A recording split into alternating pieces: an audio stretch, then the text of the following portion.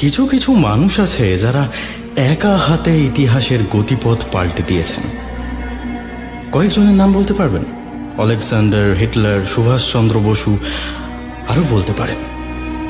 তবে ভাবুন তো, এমন কেউ তো থাকতে পারে যাদের নাম আমরা জানি না। ইতিহাসের হারিয়ে যাওয়া পাতায় হয়তো লেখা ছিল তাদের নাম। হয়তো আজও বহু মরুভূমির চাপা পড়া বালির স্তূপের নিচে শুয়ে আছে তারা, সাক্ষী দিচ্ছে কোনো বিস্মৃত কালের। আজকের গল্পের 3টি মমির ব্যাপারে যে সমস্ত তথ্য দেওয়া হয়েছে তার প্রতিটি শব্দ অক্ষরে অক্ষরে সত্যি। যতই অবিশ্বাস্য মনে হোক, কোথাও কোনো কল্পনার আশ্রয় নেই। শুনতে থাকুন আজকের গল্প, ইউইয়াকোর শিশু।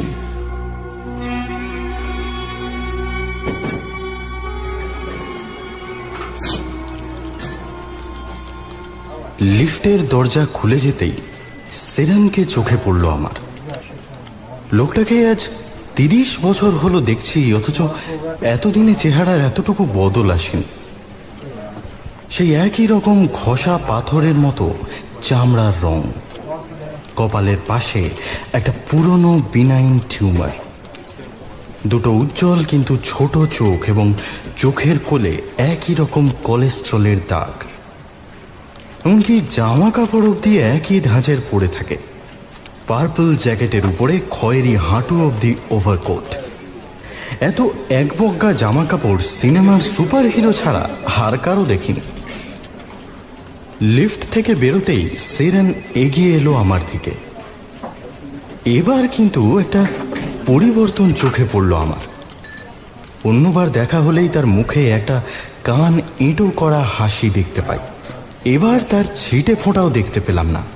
উল্টে মনে হলো কিছু একটা কারণে ভয়ানক চিন্তিত আছে। এগিয়ে এসে আমার হাতটা ধরে কোনো রকম সম্ভাষণের পরোয়া না করে টেনে নিয়ে চলল মেইন ল্যাবরেটরির দিকে। তার গতিক দেখে একটু স্তম্ভিত হয়েছিলাম, সেটা কাটিয়ে উঠে জিজ্ঞেস করলাম, এই কি ব্যাপার বলো তো? ব্যাপার যে কিছু একটা আছে সেটা ফোনে তার গলা শুনেই বুঝেছিলাম। সাধারণত আর্কিওলজির কাজে কোনো দরকার পড়লে শেষ ঠেকনা হিসেবে সে আমাকেই ফোন করে, তবে তার বেশিরভাগই তাত্ত্বিক আলোচনা। আজ মনে হয় তার থেকে বেশি সিরিয়াস কিছু ঘটেছে। আমার মুখের দিকে না তাকিয়ে আমাকে সেইভাবে টানতে টানতেই সে বলল, যেভাবেই হোক একটা থিওরি দিতেই হবে আমাদের, একটা কিছু দাঁড় করিয়ে দিন, একটু সময় চাই আমাদের। আরে দাঁড়াও, কী সব বলছো বুঝতে পারছি না, কিসের থিওরি? বুঝলাম সে গুছিয়ে কথা বলার মতো অবস্থায় নেই। চোখের কোটর দুটো আরও গভীর দেখালো তার। আমি আর তেমন আপত্তি করলাম না। করিডোর পেরিয়ে আমাকে ল্যাবের দিকে নিয়ে চলল সেরান। আর্জেন্টিনার এই মেট্রোপলিটন শহর সালতায় এসে আমি থাকতে শুরু করেছি আজ বছর 5। তার আগে গোটা কলম্বিয়ার প্রায় 100রও বেশি আর্কিওলজিক্যাল ল্যাবে কাজ করেছি। ইদানিং আর সেসব কাজে তেমন আগ্রহ পাই না, শরীরেও জুত হয় না। তবে এখানে এই সালতায় অবসর জীবনে সেরানের সঙ্গে প্রাচীন পুঁথি, মমি কিংবা নতুন আবিষ্কৃত কোনো আর্কিওলজিক্যাল সাইট সম্পর্কে ফোনে আলোচনা চলে। সেও ঋদ্ধ হয়, আমারও একাকিত্ব কাটে। তো দিন 15 আগে সেরান আমাকে ফোন করে গল্পের ছলে বলে যে আতাকামা মরুভূমির কাছে ইউইয়াকো নামে একটা আগ্নেয় পাহাড়ে প্রাচীন ইনকা সভ্যতার কিছু নিদর্শন মিলেছে। আরও সিরিয়াস কিছু পাওয়া যায় কিনা তার খোঁজ চলছে। এর পরের 15 দিন আর তার কোনো পাত্তা পাইনি আমি। আজ সকালে ফোন করে জরুরি তলব। তারপর থেকে এখন অবধি সবই আমার কাছে অস্পষ্ট। ল্যাবের ভিতরে ঢুকে বাইরের দরজাটা বন্ধ করে দিল সেরান। ল্যাবের ভিতরে অল্প আলো জ্বালানো আছে এখন। ঘরটা শীতাতপ নিয়ন্ত্রিত। পাশেই রাখা চেয়ারে একটা ছোকরা বসে অপেক্ষা করছিল আমাদের। সে উঠে দাঁড়িয়ে আমাদের দিকে এগিয়ে এলো। সেরান আঙুল তুলে তাকে নির্দেশ দিতে ঘরের একটা দেওয়ালের কাছে গিয়ে কয়েকটা আলো জ্বালিয়ে দিল সে। সঙ্গে সঙ্গে ঘরের একেবারে মাঝে পরপর 3টে মানুষের সাইজের কাঁচের বাক্স আলোকিত হয়ে উঠল। তার ভিতরে মানুষের দেহের আকারে কিছু রাখা আছে, সম্ভবত মমি। আমি সেই দিকে এগিয়ে গেলাম। বুঝলাম ইউইয়াকো এক্সক্যাভেশন সাইট থেকে পাওয়া গেছে মমিগুলো। ব্যাপারটা তাজ্জব কিছু না, তবে চিলড্রেন অফ ইউইয়াকো, ঘষঘষে গলায় বলল সেরান। আমার পাশে এসে দাঁড়ালো সে। কাঁচের বাক্সগুলোর ভিতরে যে 3টে মমি শোয়ানো আছে তাদের প্রথাগত মমি বলা চলে না, কারণ পচন থেকে রক্ষা করার জন্য তাদের গায়ে হাতে পায়ে আলাদা কোনো আবরণ নেই। যেন 3টে স্বাভাবিক মৃতদেহকে কেউ একটু গুটিসুটি মেরে বসিয়ে রেখে গেছে। একটু পরে এসে দাহ করবে ভেবেছিল, কিন্তু ভুলে গেছে। স্তম্ভিত হয়ে কিছুক্ষণ চেয়ে রইলাম আমি।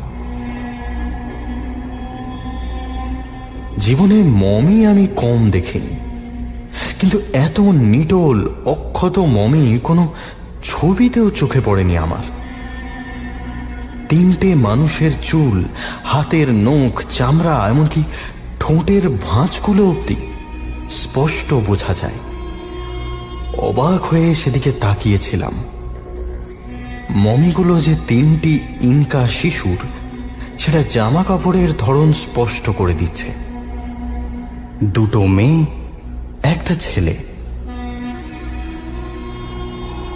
একটি মেয়ে বাকি দুজনের থেকে বয়সে খানিকটা বড়।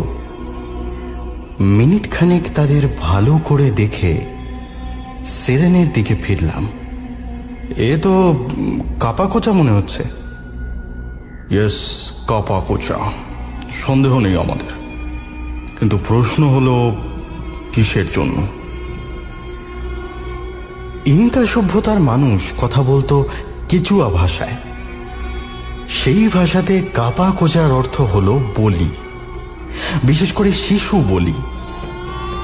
আজ থেকে প্রায় 700 বছর আগে দক্ষিণ আমেরিকার ডান প্রান্ত জুড়ে আন্দিজ পর্বতের গা ঘেঁষে গড়ে উঠেছিল ইনকা সভ্যতা।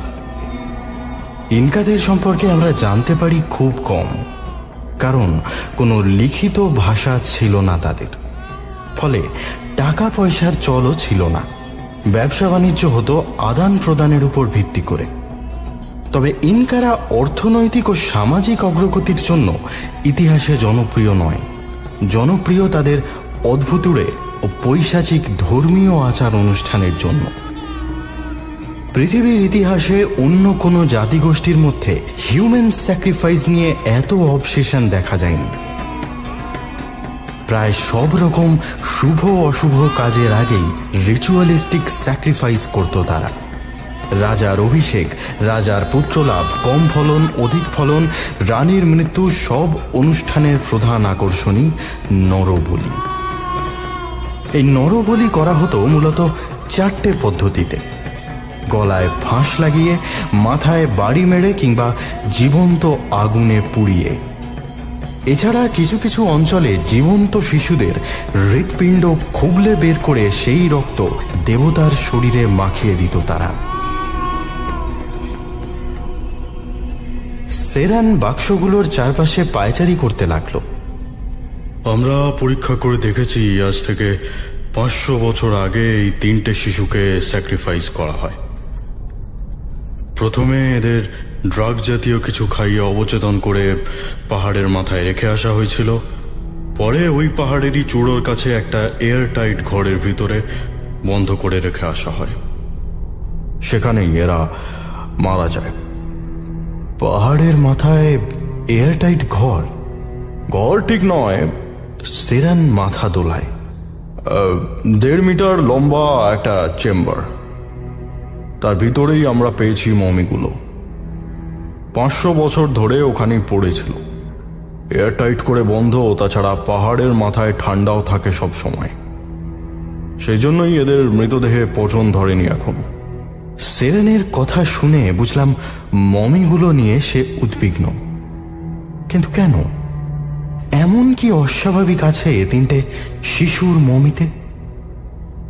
প্রথম মমিটার কাছে এগিয়ে যায় সেরেন। সে দেখিয়ে বলে, এই কিশোরীটির নাম আমরা দিয়েছি লা ডনসিয়া।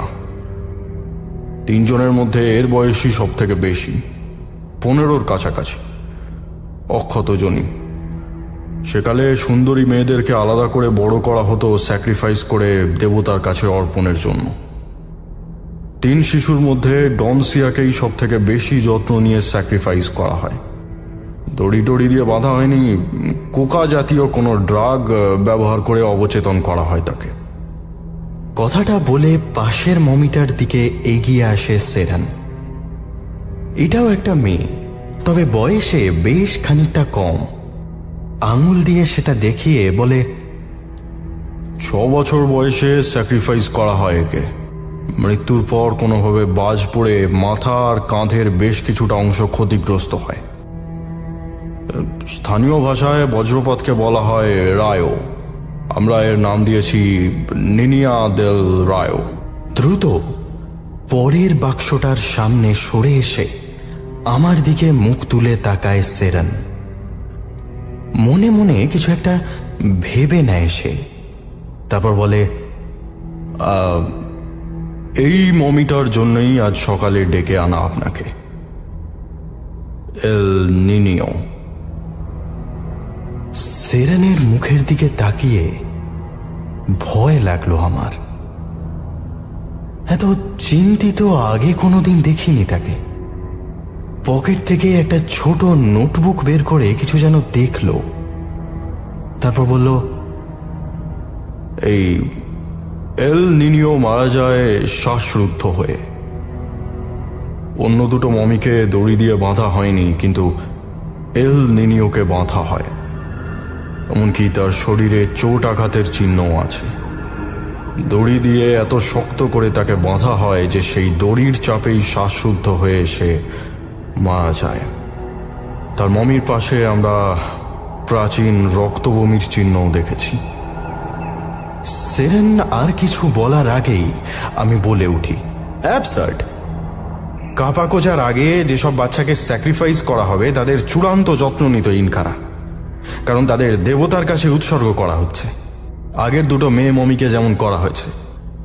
That is the big question, professor. হাতটা মুখের সামনে তুলে একবার কপালের ঘাম মুছে সেরেন। কেন কেন এই মমির উপর এমন পাশবিক অত্যাচার চালালো তারা? মমিটার দিকে তাকিয়ে কিছুক্ষণ দাঁড়িয়ে থাকলাম আমি। 2 হাঁটুর মাঝে মাথা গুঁজে 2 হাত সামনে করে বসে আছে বছর 7-এর ছেলেটা। বোঝা যায় দড়ির চাপেই তার শরীরের কয়েকটা অংশ ভেঙে চুরে গেছে। কিন্তু আমাকে কি করতে বলছো? থমথমে স্বরে সেরেন বলল, আমরা সব রকম মেডিকেল টেস্ট চালিয়েছি, দরকার পড়লে তার সবই দেওয়া হবে আপনাকে। মমিগুলো যখন উদ্ধার করা হয় সেই সময়কার সব ছবিও আছে আমাদের কাছে। কনফিডেন্সিয়াল সমস্ত তথ্য আপনি হাতের কাছে পাবেন। কিন্তু এই রহস্যের সমাধান আপনাকে করতে হবে। আমি চমকে বলে উঠলাম, আমি কি করে বলবো? সেটা আমাদের জানা নেই, তবে সময় নেই আমাদের হাতে।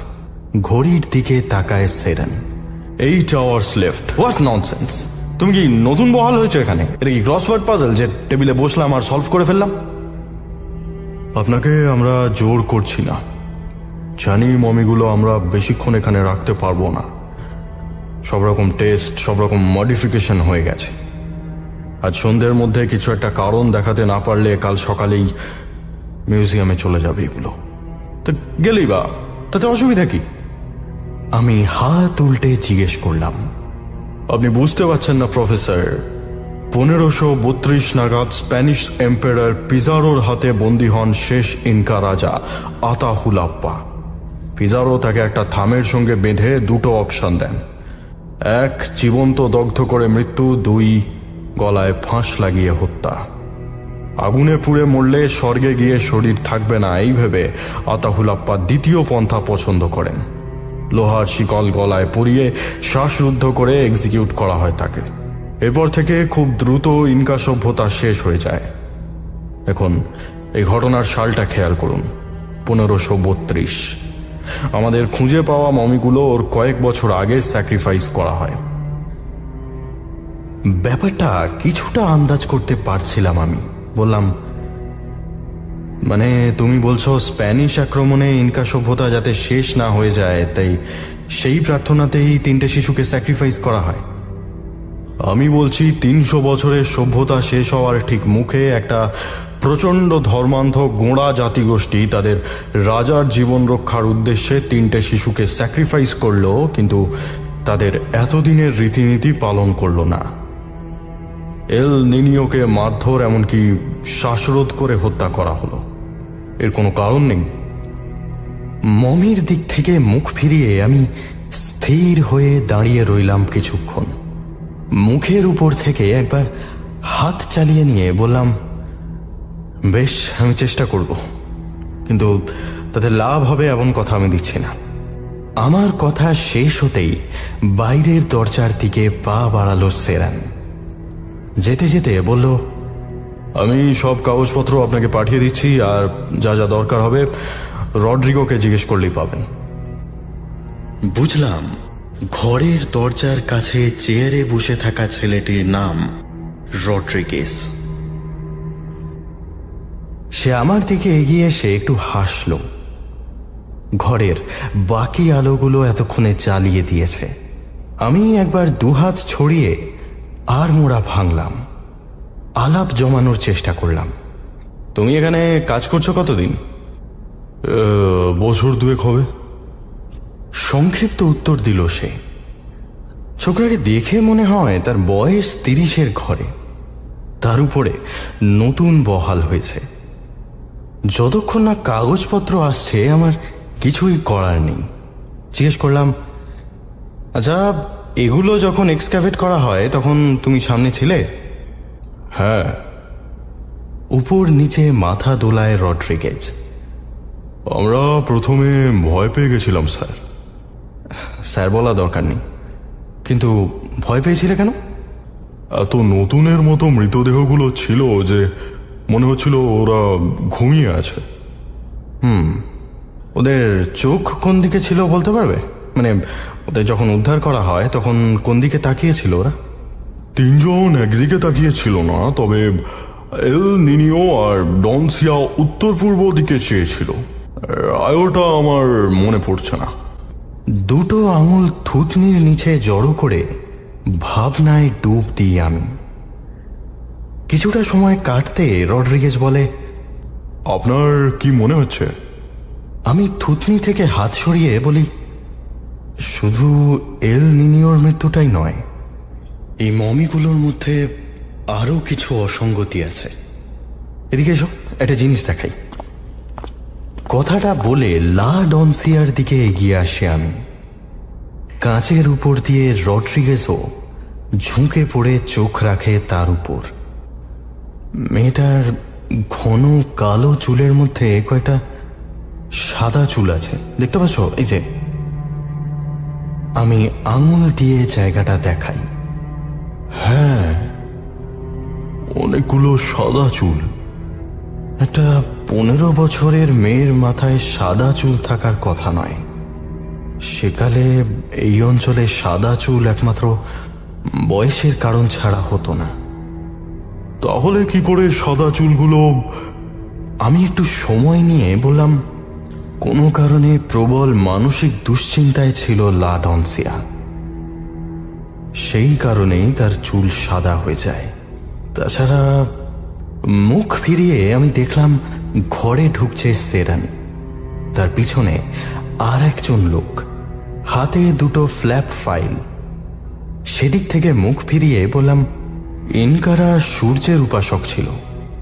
সাধারণত সূর্য যেদিক থেকে ওঠে সেদিকে মুখ করেই স্যাক্রিফাইস করা হতো তাদের।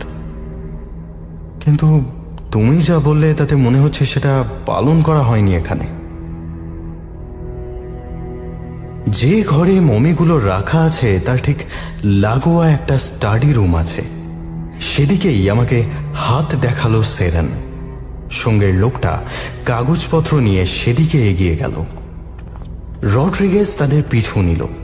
আমি একবার ভালো করে 3টে মমি খুঁটিয়ে দেখে সে ঘরের ভিতরে ঢুকে এলাম। এই ঘরটা মমির ঘরের তুলনায় কিছুটা ছোট। একদিকে একটা প্রজেক্টর রাখা আছে, তার ঠিক পিছনেই হোয়াইট বোর্ড। কিছু নোটস পিন দিয়ে আটকানো আছে তার উপরে। লেখালেখি করার জন্য একটা বড় টেবিল, তার উপরে কিছু ড্রয়িং টুল। কয়েকটা ছবি সাজিয়ে রাখা আছে টেবিলে। সেরানের সঙ্গের লোকটা ছবিগুলো একদিকে করে কাগজপত্র এনে টেবিলের উপরে রেখে দিয়ে চলে গেল। আমি পাশের একটা চেয়ার খুঁজে নিয়ে বসে পড়ে উপরের কাগজটা হাতে তুলে নিলাম। প্রফেসর, সেরান বিষণ্ণ গলায় বলল, আমরা ধরেই নিয়েছি কাল সকালের আগেই মমিগুলো নিতে লোক আসবে এখানে। We just want you to take a look. ঘাড় নেড়ে কাগজগুলো চোখের সামনে তুলে ধরলাম আমি।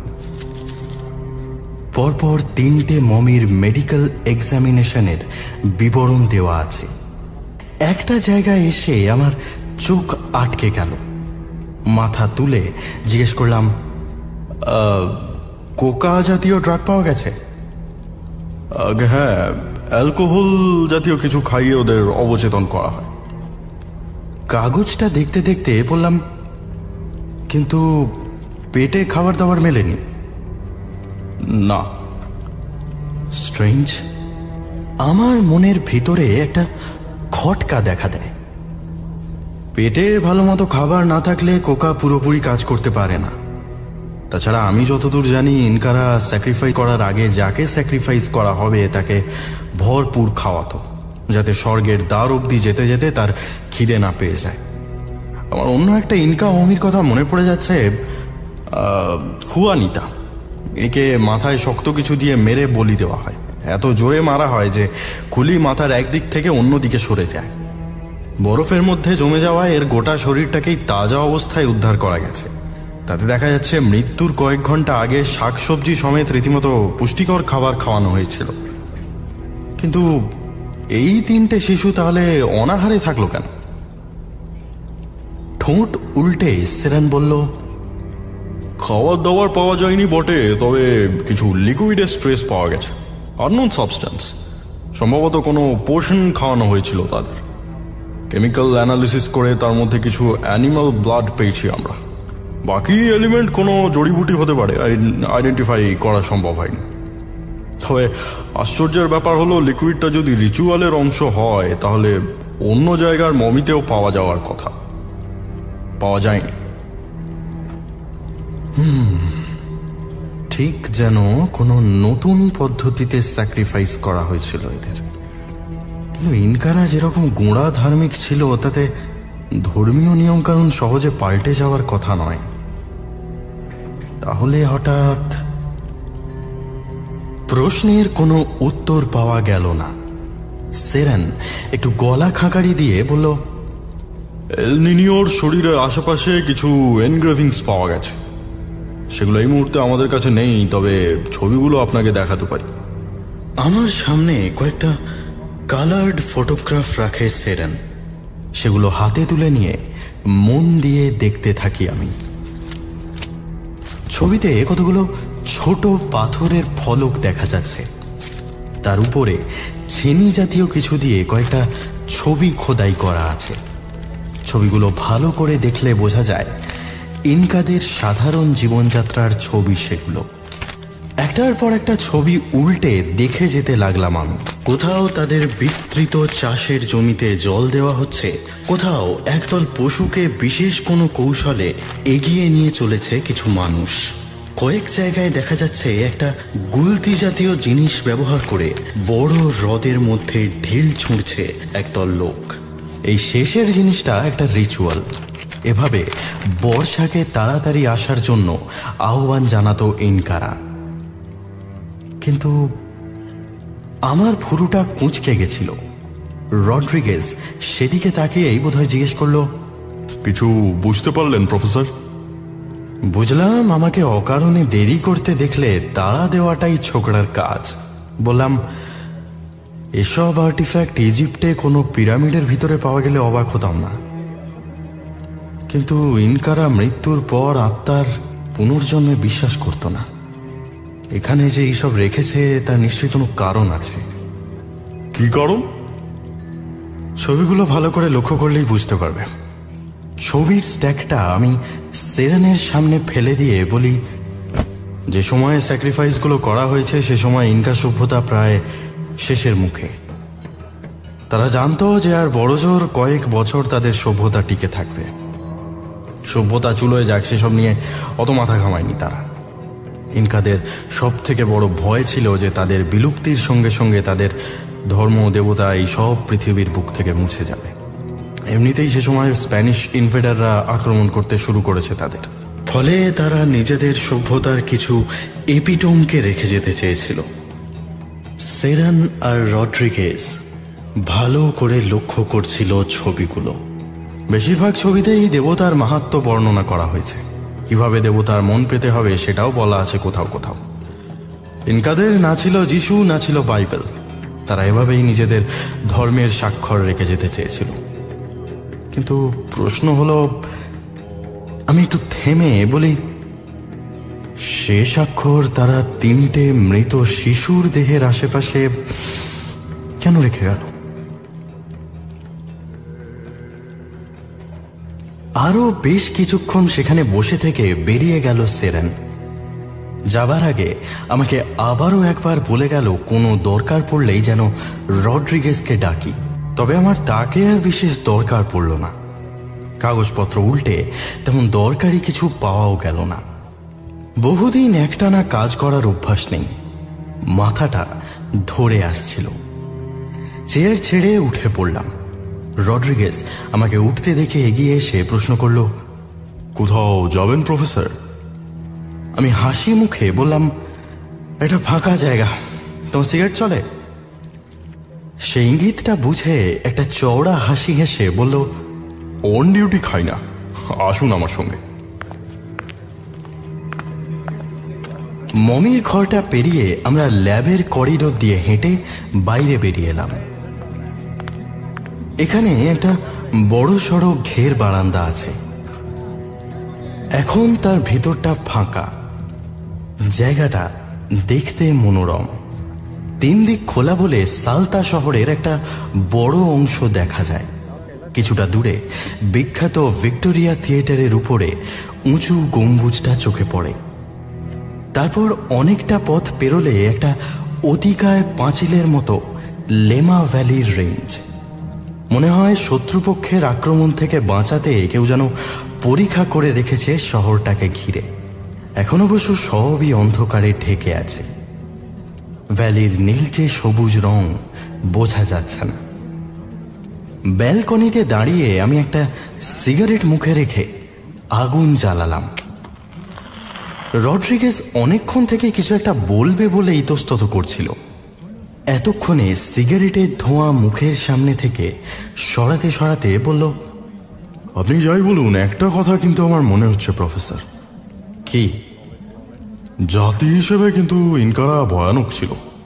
ছিল মানে? কয়েক হাজার জীবন্ত শিশুকে আগুনে দগ্ধ করে মেরেছিল তারা।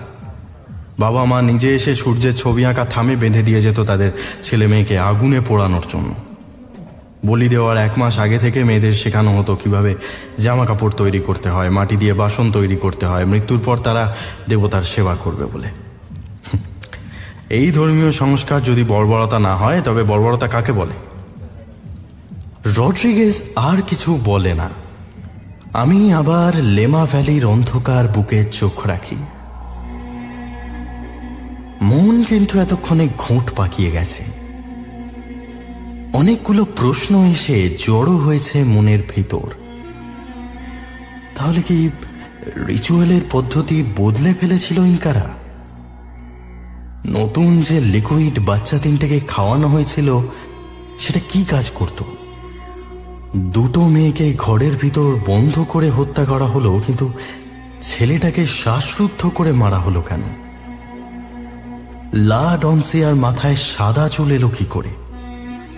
কিসের চিন্তায় ডুবে থাকতো সে? সাম্রাজ্য শেষ হয়ে আসছে দেখে ঠিক কি করতে চাইছিল ইনকারা? পাথরের উপর খোদাই করা লেখাগুলো একটা ক্ষীণ আলো দেখতে পাচ্ছি যেন।